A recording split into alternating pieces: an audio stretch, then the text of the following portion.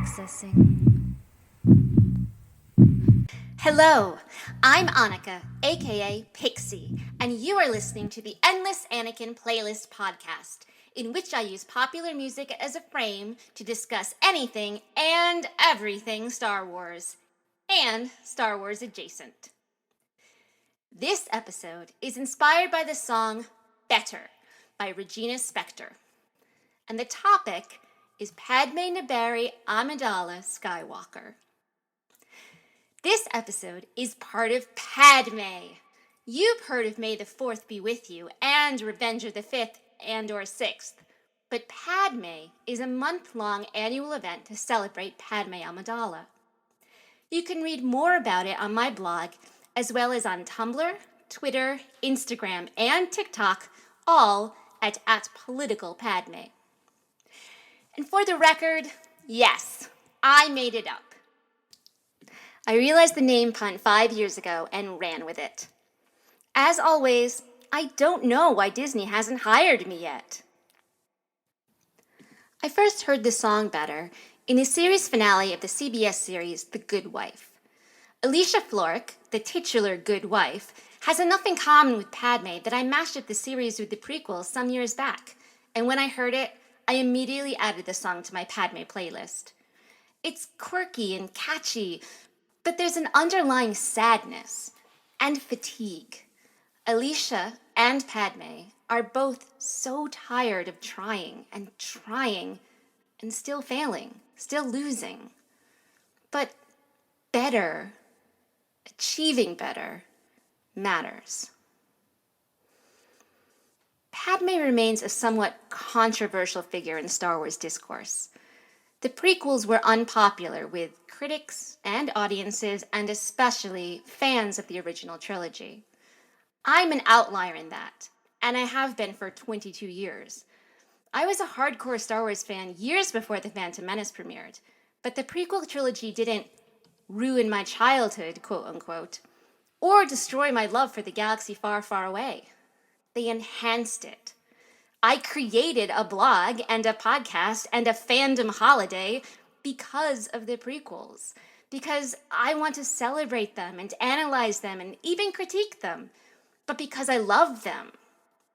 And Padmé is a big part of why. Prior to The Phantom Menace, the sum total of what we knew about Luke and Leia's mother was she was beautiful, kind, but sad. And that only according to the vague memory of her daughter. Luke, the hero and protagonist of the entire original trilogy, has no memory of his mother. Obi-Wan, who was literally by Padmé's side when the twins were born, never mentions her. Even Vader never mentions her. And that's not unusual. The dead mom trope is a cliche, and the original trilogy is about Vader and Luke, father and son. Padmé, and Leia as Vader's daughter, are an afterthought. But the prequels make her real. Padmé is a child queen and an idealistic senator who has an illicit relationship with a Jedi and dies. Her critics don't like her in episode 1 because she speaks her mind. They don't like her in episode 2 because she falls in love. And they don't like her in episode 3 because she cries. She's too strong, right up to the point where she's too weak. It's a needle that is impossible to thread, but threading it is a task given to every female character in every genre of fiction in every medium, and certainly to every woman in Star Wars.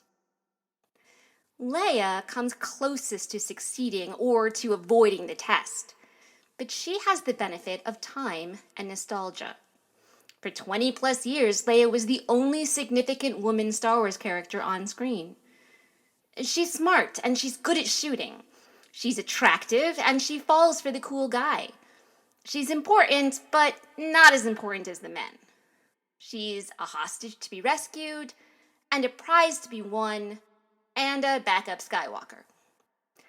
Most of what we love about Leia is in the performance, not the story. But Padmé is different.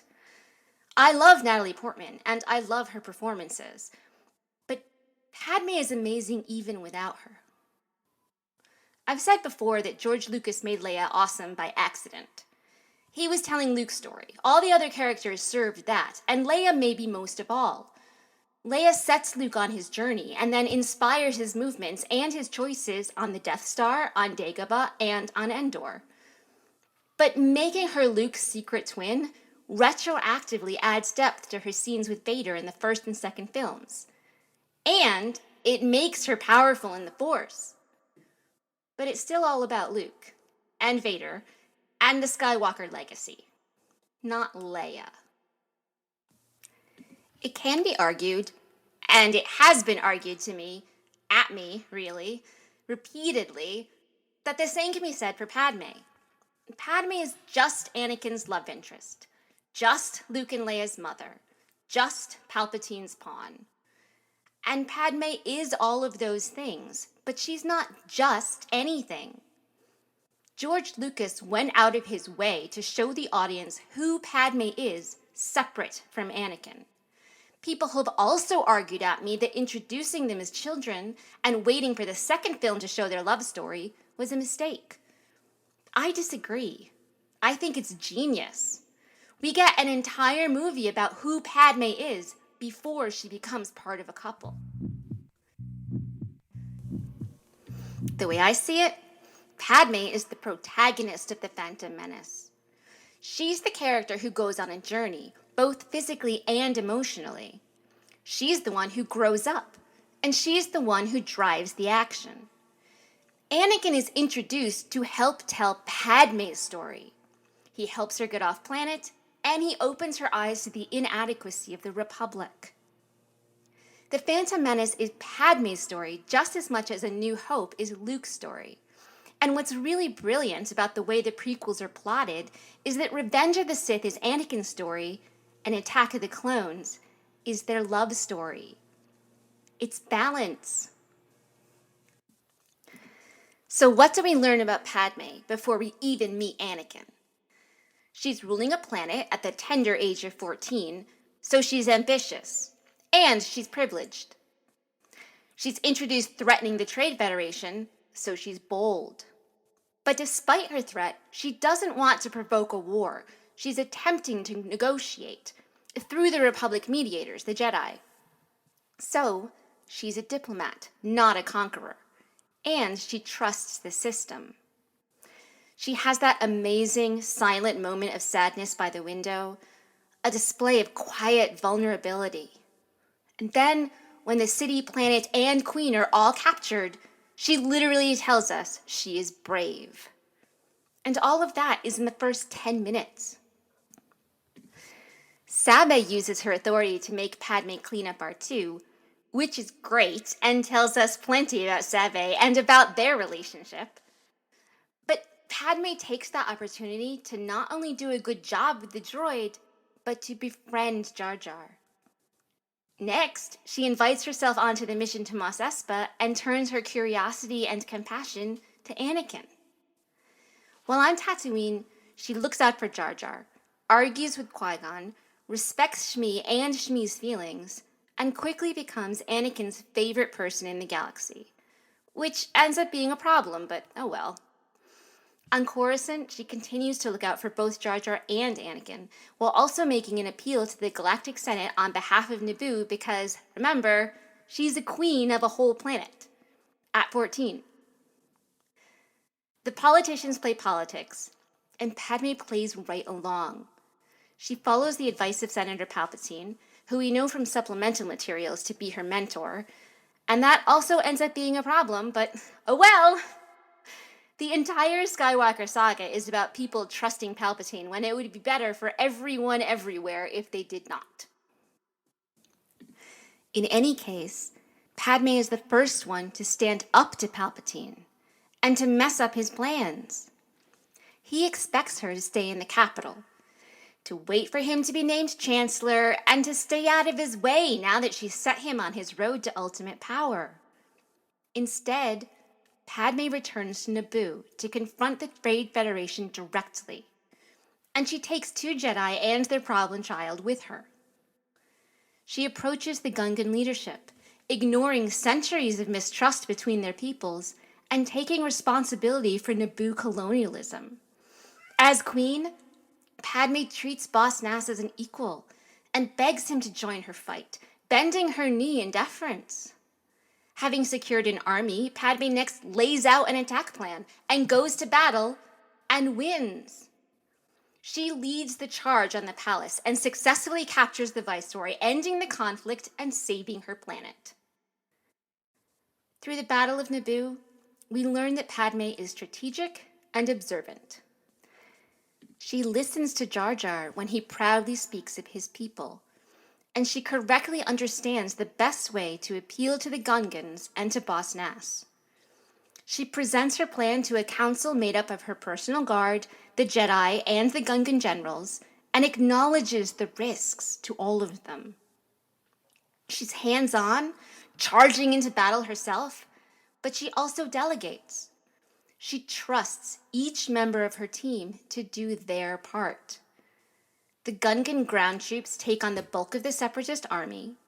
The Jedi handle Darth Maul. The pilots take out the shielding. Padme's guards and handmaidens accompany her in the assault on the palace, and they help distract and confuse the enemy so she can capture the Viceroy. In the aftermath, she mourns Qui-Gon's sacrifice, celebrates the Gungan army, and again takes a moment to acknowledge and support Anakin. In The Phantom Menace, Padme is beautiful, kind, and sad. But she's also clever, daring, angry, forthright, intelligent, compassionate, vulnerable, diplomatic, sullen, desperate, cheeky, curious, direct, and demonstrative. She's a self-possessed leader, but also very young and naive, especially in her scenes on Tatooine and Coruscant. Palpatine manipulates her. Qui-Gon dismisses her. Gunray does not consider her a threat. But in the later scenes of the film, they all pay her more attention and show her more respect. She's no longer a girl being moved around the board like a pawn. She's a player in the game, and she's good at it. Padme's core traits are introduced in Episode 1 and direct her actions throughout the story. She consistently seeks diplomatic, non-violent solutions. She speaks up to her peers, her superiors, her loved ones. She doesn't give anyone a pass, but she also doesn't give up on them. She extends her hand in compassion, not confrontation. She seeks to help and to bring people together. And she's reckless. She rushes into danger. She's impatient and frustrated by the slow pace of democracy. She's incredibly hands-on, an active participant in her life and the life of the republic she serves. She pledges herself to it and to Anakin, and she is devastated when she loses both in quick succession to the same corruption. Dying of a broken heart is the final thing about Padme people like to argue at me. It's the grand finale, their trump card. How can anyone call Padme a well-developed character with a strong point of view and a satisfying story when she dies for no reason? But that's what the prequels are about. That's what Star Wars is about. Not that there's no reason, that the reason isn't the point. Continuing is the point. Speaking up, rushing into danger, offering a hand, trying, or doing. I get angry at Yoda a lot, but I think he and I are actually saying the same thing. Padme's death does not define her. It's her life that matters. Her choices, her desires, her needs, her actions, even her mistakes. Padmé never gives up on her diplomatic solutions. She never stops looking for the good in people. However you interpret it, that Palpatine stole her life force, or that Anakin is solely responsible for choking her, or that the compounded losses were too much and she gave up. Padmé was a casualty of the war and of the Empire, just like the Republic and just like all the Jedi, including Anakin. I spoke last time about the similarities between Anakin and Daenerys Targaryen. There's a quote from A Song of Ice and Fire that always makes me think of Padmé too. It's about Lyanna Stark, who, like Padmé in the original trilogy, died many years before the story begins and is barely mentioned even though her son is the hero of the whole story. Like Padmé, Lyanna had a whirlwind forbidden romance, married in secret, and died right after giving birth, while a war raged and power was transferred through deception, murder, and madness. Lyanna's son was raised in secrecy by his uncle, and he didn't learn the truth about his parents until he was an adult and fighting another war that was really the same one. The quote from A Game of Thrones, Ned Stark describing his late sister to the daughter who most resembles her, is similar to what Leia tells Luke in Return of the Jedi. They both start with beautiful. And Lyanna is also kind and sad, like Padmé. I care about Lyanna because I see Padmé in her. They were both doomed, gone before we met them, and misunderstood in fandom. Here's the line from the first book, chapter 22, Aria 2. Ned says Lyanna was, and I say Padmé was, quote, beautiful and willful and dead before her time, unquote. Follow my playlists on YouTube and Spotify, and after the episode, the song I've discussed will immediately play. Links can be found at anakin.me. That's ANAKIN.me. Please follow, like, subscribe, and tell all your friends to do the same. See you next time, and may the Force be with you.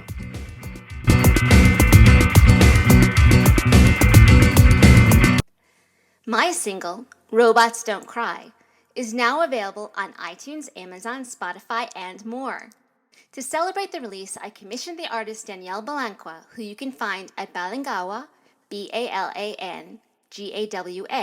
on Instagram, to create a series of artworks featuring droids and their best friends.